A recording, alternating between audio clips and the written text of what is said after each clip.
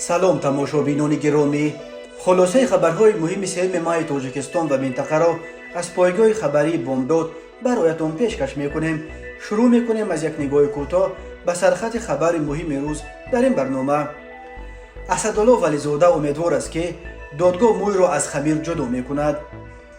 در شهر توز 9 عضو دو خانواده زهرآلود شده، 5 تن آنها جان باختند.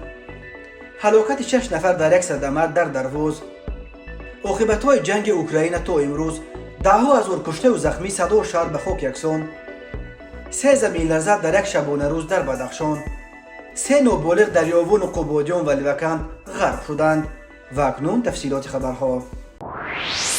اسدالله ولیزاده، ژورنالیست و صاحبکار تاجیک، پدر صابر ولیف، یکی از رهبران سابق حرکت اپوزیسیونی فعلا در تاجیکستان ممنوع گروه 24 که سال 2020 به وطن برگشت، روز 2 ماه سال 2023 در یک مطلب در صحیفه‌اش در فیسبوک هر نوع ربط خود به پرونده ضد شریکان تجارتی پسرش را رد کرد و در عین زمان اظهار امید کرده است که دادگاه موی را از خمیر جدا می‌کند.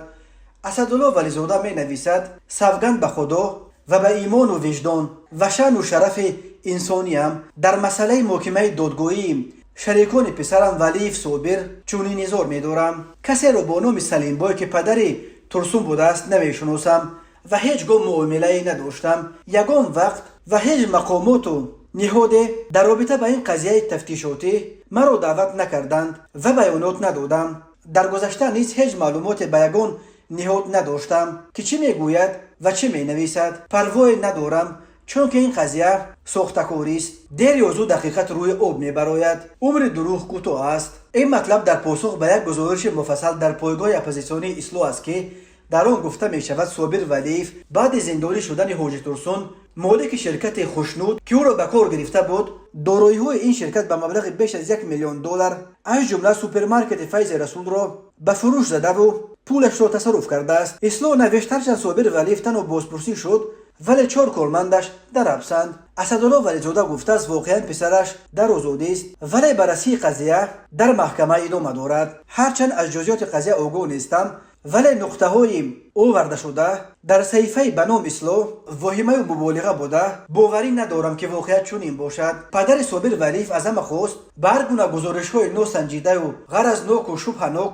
و شرح‌های نادرست به رفت مرافعه خلل نرسانند و فتنه ایجاد نکنند و دانسته و بیخبر و قصدن و مغرضانه به قضیه نمک نپاشند. ولیزاده افزوده شاید سوء تفاهم در رفت قضیه تفتیشاتی وجود داشت ولی امید دارم که اهل دادگاه از روی وجدان با صدق و وفایی که نزد قانون دارند موی را از خمیر جدا کرده قضاوت میکنند. انتظار دارم که حلنامه عادلانه خواهد بود. صابر ولیف قبلا تصدیق کرده بود که به ضد او و 4 همکارش بر اساس بیش از 10 ماده کدکس جنایتی از جمله ساخته‌کاری، قلابی و افراطگرایی پرونده جنایتی گشودند و او حق ترک جای زیستش را ندارد. سال 2020 که ولیف در خارج کشور قرار داشت به ضد او با اتهام عضویت در سازمان ممنوع پرونده گشوده بودند ولی بعد بازگشت و عفو شدنش آن پرونده بسته شده بود. صابر ولیف در یک مصاحبه که رادیو آزادی روز 27 اپریل سال 2023 نشر کرد نقل کرده است که بعد برگشتن شرکتی را با نام دیوار جهان تأسیس داد که در آن 30 نفر کار میکردند. از ماه سپتامبر سال 2020 سر کرده من و خویشاوندان و همکارانمان را تعقیب نموده کارمندان داستانی کل با راه زوری غیر قانونی وارد دفتر کاری شده، سندهای مالی و دیگر حجت‌ها را برده در نسبت به من و کارمندانم پرونده جنایی باز کردند، گفته صابر ولیف. به گفته ولیف از دفترش پول زیاد را هم بردند. او افزود که حالا میخواهد به قبول دادستان کل یوسف رحمان رود و از او درخواست دادخواهی کند. صابر ولیف گفت چند دفعه از روزهای قبول یوسف رحمان به اداره دادستانی رفت ولی کارمندان دادستانی کل او را به حضور یوسف رحمان راه ندادند. صابر ولیف نقل کرده است که 2 ماه پیش وقتی در یک طلبخانه با نزدیکانش خوراک شام میخورد، کارمندان مقامات در پیش همه به دستانش زولانه زده او را با خود بردند. من در درون ماشین از آنها پرسیدم که چه گپ است، چرا با من چنین رفتار میکنید؟ در جواب میگفتند که سفارش از بالاست، ما وظیفه خود را انجام میدهیم. تخمینا بعد 20 دقیقه مرا داخل ریاست مبارزه با کروپسیای دادستانی کل در آوردند و آنجا 5 نفر بفهموندن مرا قریب 1 ساعت نگاه داشتند. بعد شخص آمد و خود را کارمند ریاست دادستانی سراج‌الدین زاده فیروز معرفی کرد.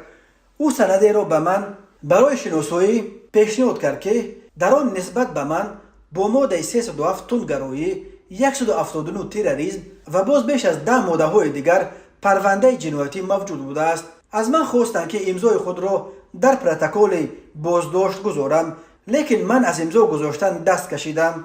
بعد این او برآمد رفت.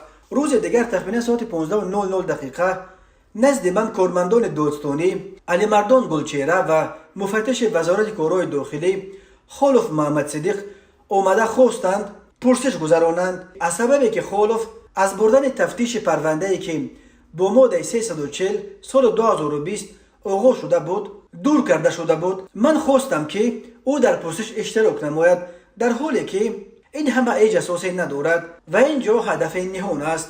آنها تا پایان سوال و جواب که چندین ساعت ادامه کرد زولانه ها را از دست من نمی گرفتند و من پرسیدم که من انسان هستم و یک نفری که در کشور و بیرون از آن مرا خوب می شناسند چرا چنین مناسبت میکنید؟ آنها جوابشون یک چه بود؟ این سپارش از رهبریت دادستانی است. صابر ولیف گفت فعلا نسبت به 4 نفر از همراهانش از جمله دیرکتور شرکت نیکروز تبارف، حمایتچی او و اودیتور شرکت عیب اعلام کردند و مرافع آنها در دادگاه ادامه دارد. من سند و دلیل ها، ویدیو متریال ها برای ثابت نمودن بیگناهی خود و همکارانم دارم، ولی دادستان کل و رهبر گروه تفتیشاتی قبول نمی کنند. حتی از من بیانات نگرفتند و ضد من پرونده باز کردند.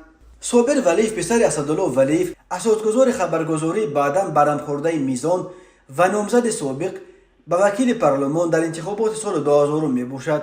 صابر ولیف در دوره زنده بودن عمر علی قوتوف به گروه 24 پیوست و تا به مقام معاون رئیس این حرکت اپوزیسیونی رسید. سال 2015 با درخواست مقامات تاجیکستان در مالدو دستگیر شد و قریب 2 ماه را در حبس به سر برد. سال 2016 در پی یک اختلاف داخلی از مقام رهبری در گروه 24 کنار زده شد و به یک حرکت اپوزیسیونی تحت رهبری داداجان عطاولایف پیوست، ولی بعدا از حالتهای اپوزیسیونی دلسرد شده از این همه کنار رفت و سال 2020 به تاجیکستان برگشت و در چارچوب عفوی که حکومت به مخالفینش پیشنهاد کرده بود عفو شد.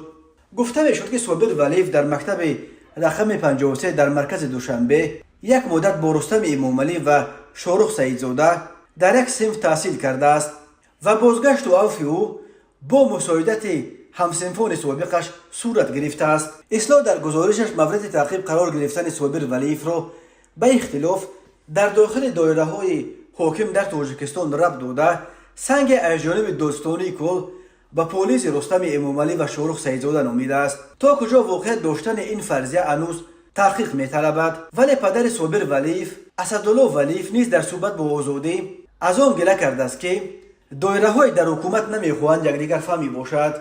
در دایره عفو به مخالفین پیشنهاد کرده حکومت 10 نفر از جمله برخی از شخصیت‌های در گذشته انگشت شمار اپوزیسیون به تاجیکستان برگشتند. آنهایی که برگشتند میگویند در کنار خویش و تبارشان آسوده و آزاد به سر میبرند، ولی ناظران امور مقام آنها را بیشتر به بندی آزاد تشبیه میکنند و میگویند که حرکت‌های آنها محدود و زیر نظارت قرار داشته مقامات از این عفوشدگان برای حمله‌های اطلاعاتی به ضد مخالفین و همین طور برای بیانات دادن به ضد همصفان سابق از یگان کشور استبداد شده اشان همچنان فراوان استفاده میبرند. کمیته حالتهای فوق‌العاده تاجیکستان خبر داد که شام 2 ماه سال 2023 تقریبا ساعت 18:35 در جماعت به نام خدای نظر خلمت و ونویه شهرتوز ولایت ختلان در جنوب و غربی جمهوری 9 عضو 2 عائله بنا به معلومات مقدماتی از استعمال خوراک زهرآلود شدند. در نتیجه زهرآلود شوی 4 نفر جان باخته، 5 تن دیگر در حالت وزنین در شعبه ریانیماسیا در بیمارستان نویوی قرار دارند. گفته می شود در اطلاعیه کمیته حالتهای فوق‌العاده تفصیلات دیگر نداده است و تنها گفته است که این حادثه تحت تحقیق قرار دارد. در همین حال رادیو آزادی خبر داد که در شهر توس 5 نفر از جمله 3 کودک جان دادند. بنا به اطلاع آزادی مهیا افضلی و خواهرش میجگونه افضلی و رو بوسه کودک شام 2 مای به شفاخانه نویه شهرتوز برده بودند، ولی طبیبان نتوانستند آنها را از مرگ نجادیند. آزادی گفت این 5 عضو یک خاندان را صبح 3 مای در دهه به خاک سپاریدند. پزشکان گفتند که سبب مرگ این 5 نفر معلوم نیست و آنها منتظر نتیجه سنجش از دوشنبه هستند، ولی شخصان نزدیک به اویلا خبر دادند که احتمالاً زهر دورشوی از غذای کنسرو شده سبب مرگ آنها شده است. این یگانه حادثه مرگ شهروندان از استعمال خورش‌ها در شرایط خانه تایید شده نیست. روز 15 اپریل سال 2023 در نویه نکتون جماعت رودکی در کنار شهر پنجکین در شمال تاجیکستان هنگام تجلیل زادروز یکی از فرزندان، یک زن با 3 طفل خردسالش از استعمال خورش و سلات کنسرو شده زهرآلود شدند. خشنود 12 ساله و دادر 9 سالش شیر افغان در خانه و مادرشان چند روز بعد در بیمارستان شهر پنجکین جان باختند. دختر 13 ساله این عائله تا حال در بیمارستان در حالت وزنین قرار دارد. مرکز مطبوعات وزارت کارهای داخلی تاجیکستان برخی تفصیلات صدمه پرقربانی صبح 2 مای در نویه دروازه ولایت مختار کوهستان بدخشان و اسم همه 6 نفر هلاک شده در این صدمه را نشر کرد. بنا به معلومات وزارت کارهای داخلی صبح 2 مای سال 2023 تقریبا ساعت 9:30 ماشین تمغه تویوتا تحت اداره کریموف خمای خوشنظرویچ سال تولدش 1989 ساکن شهر دوشنبه هنگام حرکت در موضع تاریخی قلعه کران در بلندی کوهی تقریبا در مسافه 1500 متر از دهه روزوه نویه درواز از بلندی 350 متر به قفو سر و زیر شده است. در نتیجه صدمه 6 نفر در جای حادثه جان باختند. وزارت کارهای داخلی اسم قربانیان را نشر کرد. راننده ماشین کریموف خمای خوشنظرویچ سال تولدش 1989 ساکن شهر دوشنبه و مسافران داخل автомашина سیاروف حسن علی جورایویچ سال تولدش 1964 ساکن نویه رودکی، توختایف بختیار سنگینویچ سال تولدش 1965 ساکن نویه رودکی، کرمشویف کوروانشاه قربانبیکویچ سال تولدش 1989 ساکن نویه اشکوشم، عزیز خوجه‌زاده بیزاد دولت خوجه سال تولدش 1989 ساکن نویه درواز، زیویف خوشقدم خوشوقتویچ سال تولدش 1964 ساکن نویه درواز. بنا به اطلاع دریافتی بیزاد عزیز خوجه‌زاده رهبر بخش سیاسی حکومت نویه درواز بود و خمای کریموف رهبر سازمان جمعیتی تاج نورافشان. هلاکت 6 نفر در درواز در حالی است که ساعت 4 صبح 1 مای در کیلومتر 154 شورای دوشنبه خوجند چنوخ در حدود نویه عینی ولایت سوخت بر اثر بجری عمقش تقریبا 200 متر سرازیر شدن ماشین مسافرکش تمغه استاریکس 6 نفر به هلاکت رسیده، 4 نفر دیگر با جراحت‌های وزنین در بیمارستان بستری کرده شدند. همه قربانیان این صدمه خش و تبار از یک اولاد ساکن دهه ارتوج در کنار شهر پنجکین بودند و بنا به اطلاع دریافتی از توی یک خویشاوندشان برمیگشتند. راه‌های تاجیکستان از لحاظ صدمه‌ها پرخطر به شمار می‌روند. سال 2022 بر اثر 1096 صدمه در راه‌های جمهوری 416 نفر به هلاکت رسیده، 1197 تن دیگر مجروح شدند. تماشابینان عزیز، یادآور می‌شویم خلاصه مهمترین اخبار تاجیکستان را از پایگاه خبری بامداد تماشا دارید. برنامه را ادامه می‌دهیم.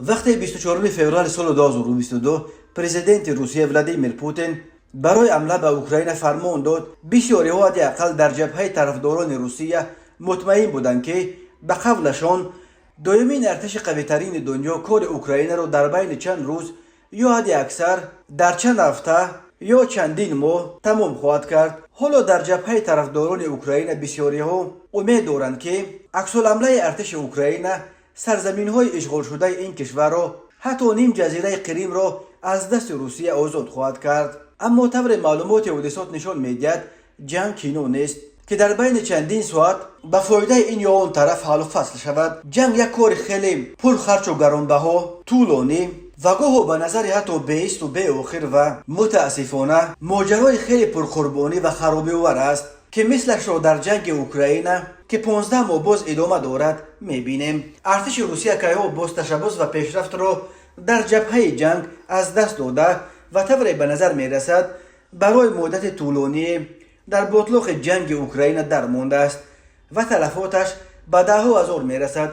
BBC و مدیازون در یک تحقیقات مشترک شماره کشته شدگان از طرف روسیه را در جنگ اوکراین بیش از 40,000 و جمع تلفاتش با شمول کشته شده ها و زخمی ها 195,000 برآورد کردند. درباره تلفات جانب اوکراین در این اواخر معلومات تازه نشر نشده است، ولی قبلا گفته میشد که تلفات اوکراین از تلفات روسیه اندکی کمتر است. مقامات حربی روسیه باشد تلفات اوکراین را با شمول کشته شده و زخمی ها تا 330,000 نفر رقم میزنند. به صورت عموم میتوان گفت که تلفات جانب ها در این جنگ بیمانی و به معنای تومش برادرکش که بین دو ملت خیلی نزدیک اسلاویانی ادامه دارد علاقه به مرز 9 میلیون نفر و شماره کشته شده ها از هر دو طرف به 100,000 نزدیک می شود.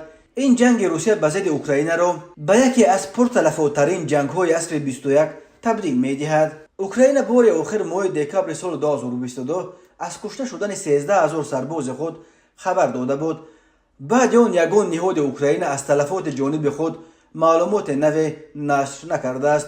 بخش روسی BBC همراه با پایگاه مدیازون و گروه اختیارها یا والنتیرها از سرتاسر روسیه برای ثبت نمودن کشته شدگان جنگ دلیل‌های شایع جمع آوردند. تا کنون آنها کشته شدن 21,700 نفر از عسکران و افسران روسیه را با دلیل‌ها تصدیق کردند، ولی مؤلفان تحقیقات بر آن باورند که شماره عمومی تلفات ارتش روسیه 2 مرتبه بیشتر یعنی نزدیک به 43,400 نفر است. به حساب BBC و مدیازون ارتش روسیه تا امروز در جنگ اوکراین دست کم 195,000 از سربازان خود را از دست داده است، یعنی به علاوه زخمیان و شخصان بیدرک شده از میان کشته شدگان 3,401 نفر را تنها متخصصان ورزیده نظامی مثل خلبان‌های طیاره‌های جنگی، سربازان و افسران واحدهای مخصوص گریو و فیزبه و قشون‌های مخصوص قوه‌های پیاده‌گرد